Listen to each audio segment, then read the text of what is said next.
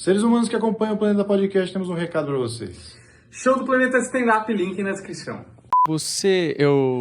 Essa história lembra um pouco, assim, de leve. Não sei se eu falei isso a última vez, mas lembra um pouco a história do Conde de Monte Cristo, né? Que ele foi injustiçado também, ficou preso um tempão e tal. Eu só queria o tesouro. Não tinha lá o mapa do tesouro. Não Vai tinha. vir. A gente não sabe ainda. Lembrando em consideração que eu ainda não recuperei nada, né? Sim. Porque o tesouro era meu, não era de outra Você pessoa. conquistou, né? E eu ainda não recuperei o meu tesouro. Porque o processo tá em andamento ainda, né? Tá. Eu quero entrar nisso, mas antes eu queria perguntar. Nem sei se pode, na verdade. Pode mas, falar o que você quiser. em algum momento, pelo menos no último filme, ele escreve na cela, eu acredito em Deus, alguma coisa assim, e conforme os anos vão passando, ele vai se tornando ateu, né? E existe essa mistura, né? Porque não ter fé, às vezes, é um luxo de quem pode, né? De quem não precisa.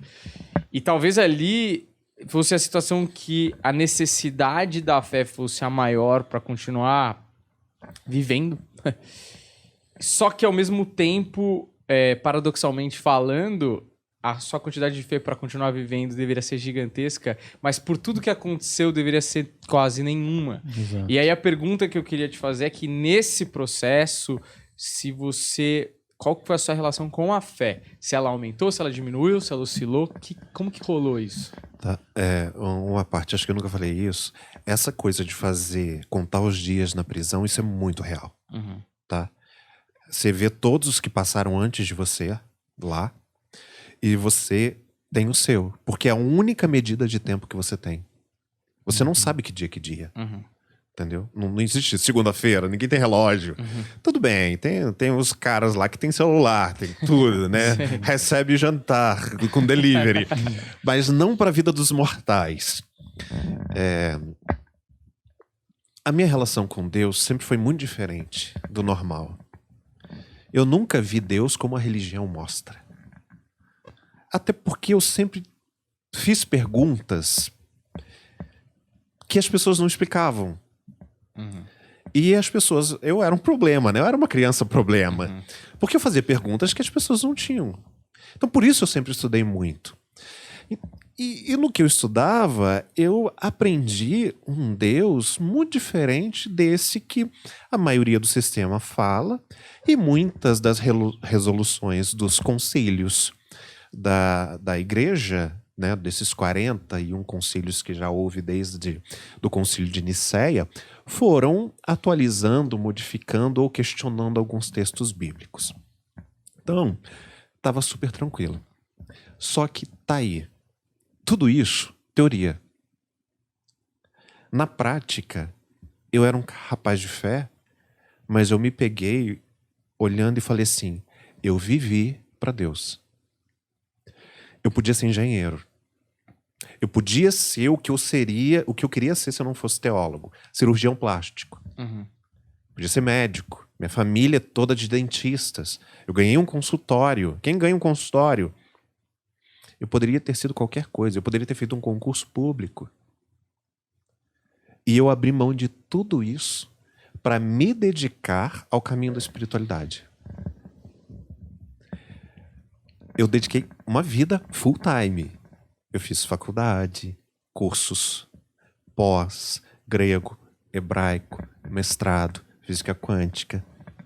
Tudo para poder entender um pouco mais, para traduzir o divino de uma forma simples. Aí eu chego um momento que isso é arrancado. E isso é baseado na moral. Eu não tenho mais moral. Minha moral foi suja. Eu não sou mais ninguém. Eu me pego com 40 anos não tendo experiência profissional. E eu falei, eu dediquei uma vida. 4 anos na Bíblia é uma geração. Eu dediquei uma vida para Deus. E qual é a minha aposentadoria? O descarte.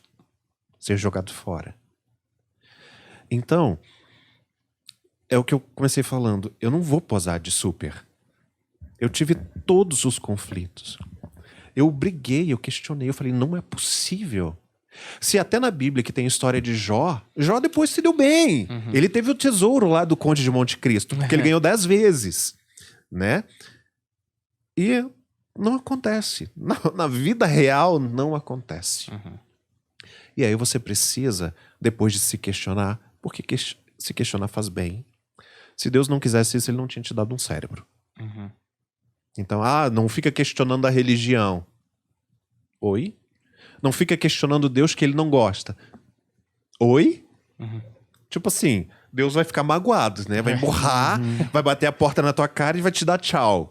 A gente tenta botar o divino numa coisa muito simplória, humana, né? E depois de ficar muito mal, muito aborrecido, muito zangado com Deus, eu falei, eu não tenho fé suficiente para não crer. Até porque, até para você não crer, você precisa acreditar. Você precisa acreditar que não existe. E eu não conseguia. Então, eu continuei com a minha relação muito transparente com Deus. Ele sabe tudo. Mas foi libertador. Porque quando eu fui jogado fora, quando você perde tudo, você não fica devendo nada para ninguém. É o que o Fábio de Mello vai dizer sobre a bênção da inutilidade. Quando todo mundo dá as costas e você não é mais útil, você não abre mais portas, você não traz mais dinheiro, fama para as pessoas, só fica quem é. É difícil, mas é libertador. E foi assim com a fé. Eu sempre falei sobre fé, mas nunca tinha vivenciado algo assim. Então, quando você vivencia, você entende que crer é para quando você não tem resposta.